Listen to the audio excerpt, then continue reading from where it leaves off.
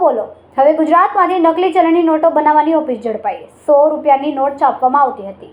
ગુજરાતમાં છેલ્લા કેટલાક સમયથી નકલીની બોલબાલા જોવા મળી રહી છે। હવે સુરતમાંથી નકલી ચલણની નોટો બનાવવાની આખે ઓફિસ ઝડપાઈ છે। સુરતના સરથાણા વિસ્તારમાંથી ડુપ્લિકેટ ચલણી નોટો બનાવવાની ઓફિસ ઝડપાઈ છે।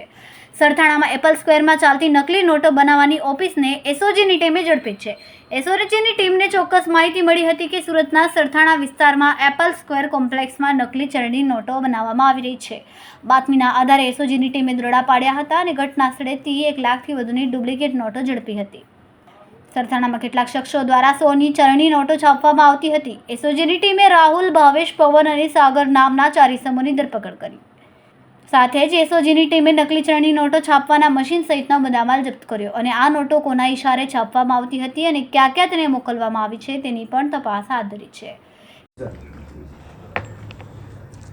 ગઈકાલે એસઓજીને એક બાતમી મળી હતી કે સરથાણા વિસ્તારની અંદર યોગી ચોકમાં એપલ સ્ક્વેર નામની બિલ્ડિંગ છે, ત્યાં 402 નંબરની ઓફિસ છે।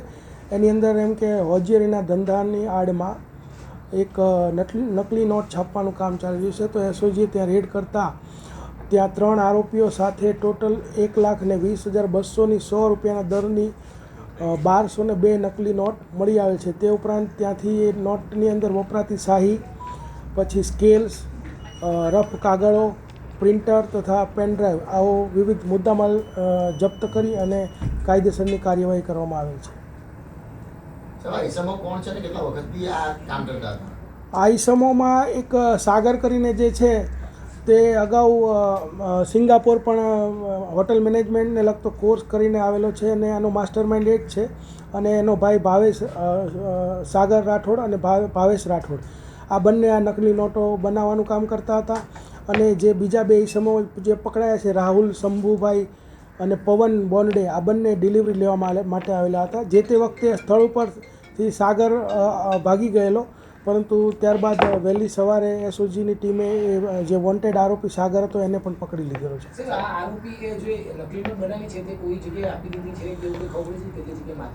પ્રારંભિક જે પૂછપરછ કરીએ તો પહેલાં એ લોકોએ 10-1,000 રૂપિયાની નકલી નોટ બનાવેલી અને લારી ગલ્લે અથવા તો પેલી ચાની કીટલી ને એવી જગ્યાએ છૂટક એને વાપરીતી વરાછા વિસ્તારમાં।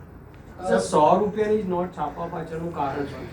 100 રૂપિયાની નોટ છાપવા પાછળનું કારણ એ કે 100 રૂપિયાની અંદર નોટમાં કોઈને શંકા નહીં જાય કે આ નકલી હશે। 500 રૂપિયાની નોટ હોય તો કોઈને શંકા જતી હોય છે અને ઘણી વખત અગાઉ 500 રૂપિયાની નોટો પકડાયેલી પણ છે, તો એ લોકો વધારે ખરાઈ કરતા હોય છે। એટલે એ લોકોનો ઈરાદો એવો છે કે ભાઈ 100 રૂપિયા આપણે છાપીશું, જલ્દી પકડાઈશું નહીં।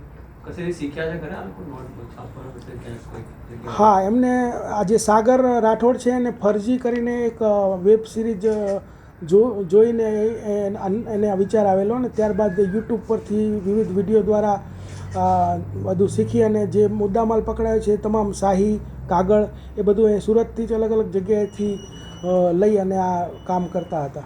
કેટલા સમય પહેલા કરતા હતા એવું કંઈ ક્યારે ચલાવતા હતા?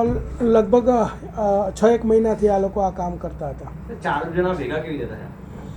4 જણામાં જે ભાવેશ રાઠોડ અને સાગર રાઠોડ છે એ બંને ભાઈઓ છે અને એ બંને આ નોટ બનાવવાનું કામ કરતા હતા। અને જે બીજા 2 પકડાયા છે, રાહુલ ચૌહાણ અને પવન બોન્ડે, જેમાં એક રાહુલ છે એ મધ્યપ્રદેશનો છે, પવન છે મહારાષ્ટ્રનો છે, પણ બંને રહેતા હતા સુરતમાં। અને એ 3 એક અસલી નોટની બદલે 3 નોટ આ લોકો એને આપતા હતા અને એ માટે ડિલિવરી લેવા આવેલા ને એ દરમિયાન જ ઝડપાઈ ગયેલા। પહેલા શું કામ ધંધો હતો? આ 4 એમાં સાગર છે 10 પાસ છે અને બીજા અભણ છે, એટલે નાનું મોટું પેલા ટેક્સટાઇલ માર્કેટમાં એ લોકો કામ